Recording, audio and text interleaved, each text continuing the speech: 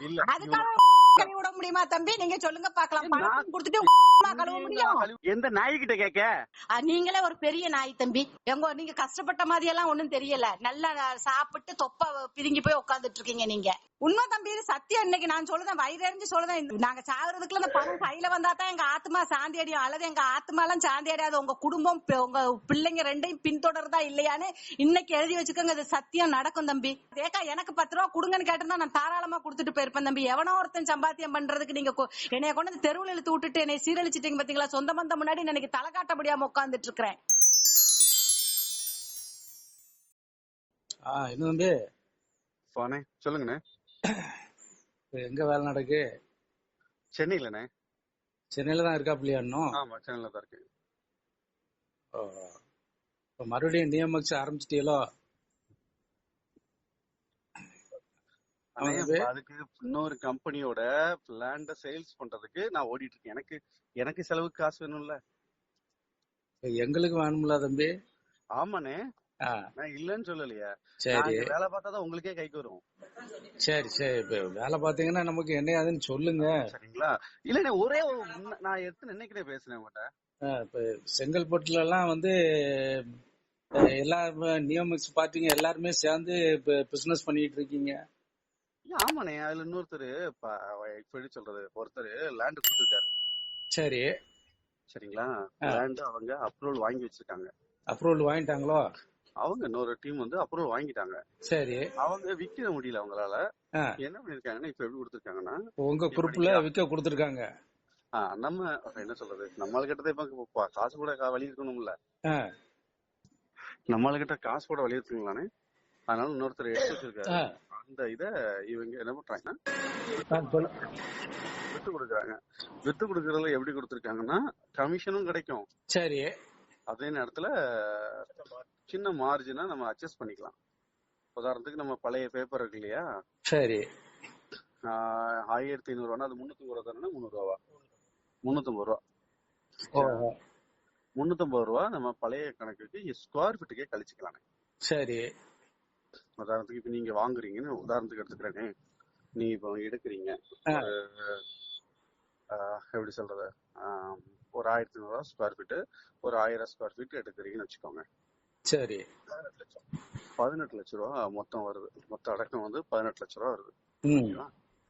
இதுல நீங்க 350 ரூபா, 3 லட்சம் ரூபாவை அப்படியே நீங்க கழிச்சுக்கலாம். நான் சொல்ற புரியுதானா? ஆமா, 3 லட்சம் ரூபாவை கழிச்சுக்கலாம். அதுக்கு உங்ககிட்ட உள்ள பாண்ட இண்டெம்னிட்டி போட்டு வாங்கிக்கோங்க. நோட்டரி பப்ளிக் இருக்கு இல்லையா?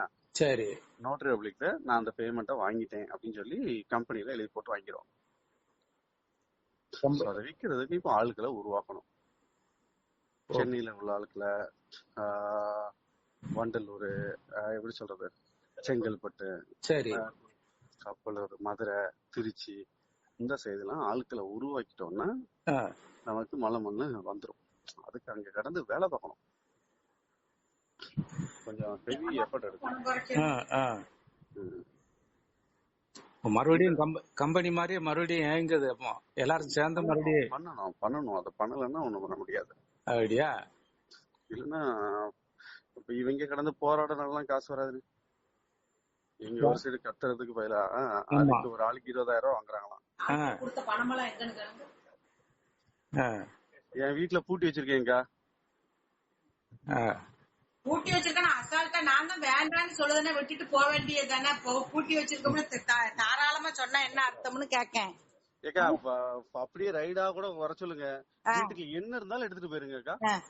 இல்ல தம்பி, நான் வேண்டாம். ரொம்ப என்ன மனசு கஷ்டப்படுத்தீங்கக்கா. ஏக்கா, நான் திரும்பவும் சொல்றேன், நீங்க பேசுறது எனக்கு அவ்வளவு ஹர்ட்டிங்கா இருக்கு. தம்பி, இந்த ஹேட்டிங்க நீங்க முதல்ல நான் பணம் வேண்டான்னு சொல்லிட்டு திரும்ப அன்னைக்கு நீங்க வேண்டான்னு சொல்லிட்டு போனதுக்கு நான் திரும்ப வந்ததுதான் நான் பண்ணதுலயே வாழ்க்கையில. அதனாலதான் நாங்களே திரும்ப இருக்கோம். ஆமைய கொண்டு வந்து நடுவீட்டுல வச்ச மாதிரி ஆயிட்டு எங்களுக்கு. போயிருந்தா நான் நிம்மதியா இருந்திருப்பேன். நீங்க உட்கார்ந்துட்டு ஒவ்வொரு டைம் அந்த வீட்டுல உட்கார்ந்துட்டு இது பண்ற பேசிட்டே இருக்கீங்க. எனக்கு உங்களுக்கு நான் உங்களுக்காக நான் வேலை பாக்கலன்னா உங்கள்ட்ட பேச போறேன். எங்க பணம் இருக்கு நானும் வாங்கிட்டு என் வீட்டுக்கு உள்ள வந்து நான் வச்சுக்கலக்கா. தயவு செய்து புரிஞ்சுக்கோங்க. அப்படி சிக்கலை உருவாக்கி உங்களுக்கு கேட்டனா என்னைய கொண்டு போய் சேருன்னு உங்களை கேட்டனா? இல்ல இல்ல, நீங்களும் அந்த மனுஷனை பிரெயின் வாஷ் பண்ணி வா வா வான்னு கூட்டிட்டு போய் இழுத்து தெருவுல விட்டு 1.5 வருஷமா எங்க வீட்டுல நிம்மதி இல்லாம இருக்கு.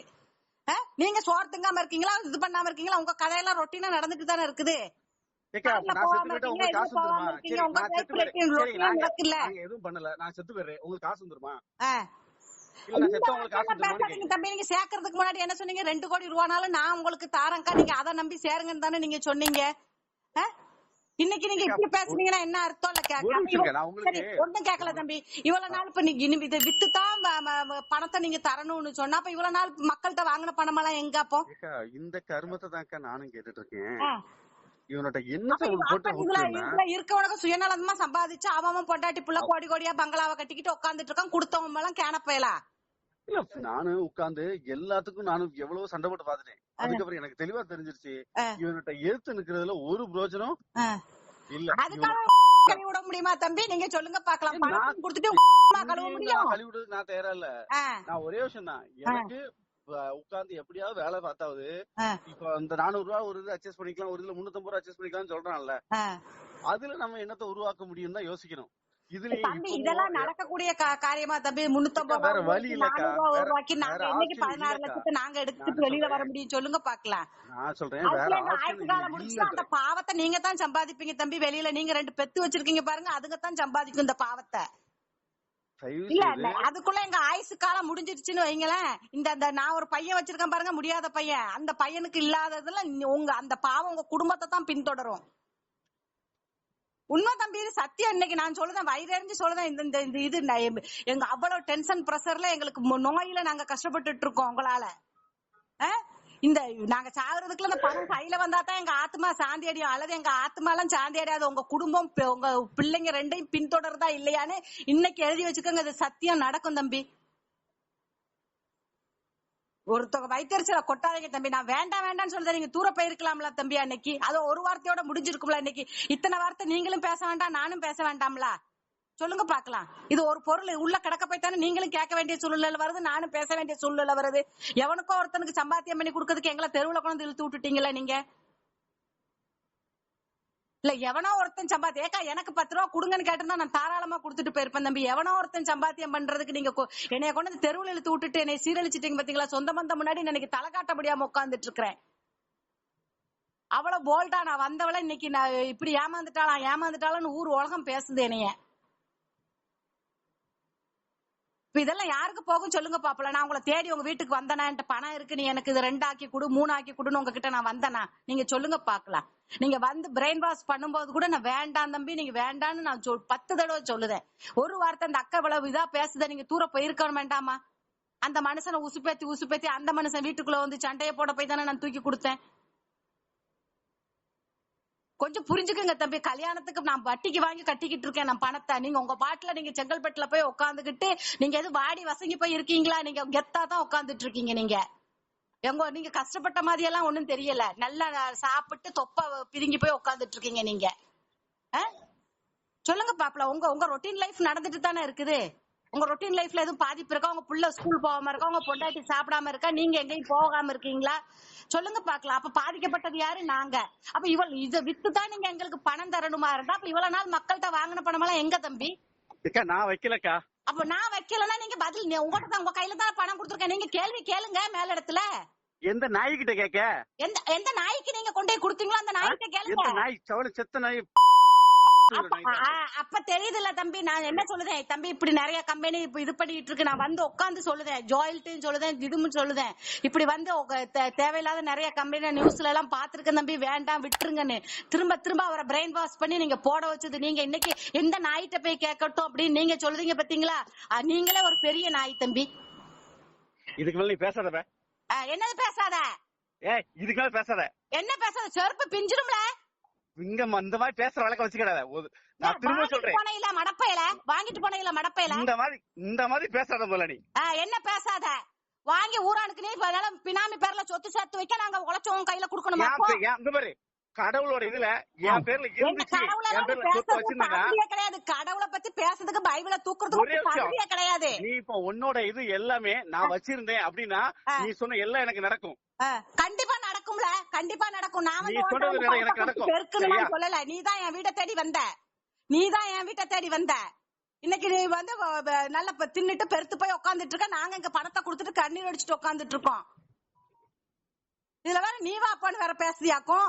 உனைய நான் வீட்டுக்குள்ள வச்சு சோபால உட்கார வச்சு கொடுத்தேன் பாரு, என்னையா இது சொல்லணும்? நீ எல்லாம் யாரு? என் வீட்டு வாசப்படி மிதிக்கிறதுக்கு தகுதி கிடையாது. நீ கடவுளை பத்தி பேசுற, பைபிளை பத்தி பேசுற.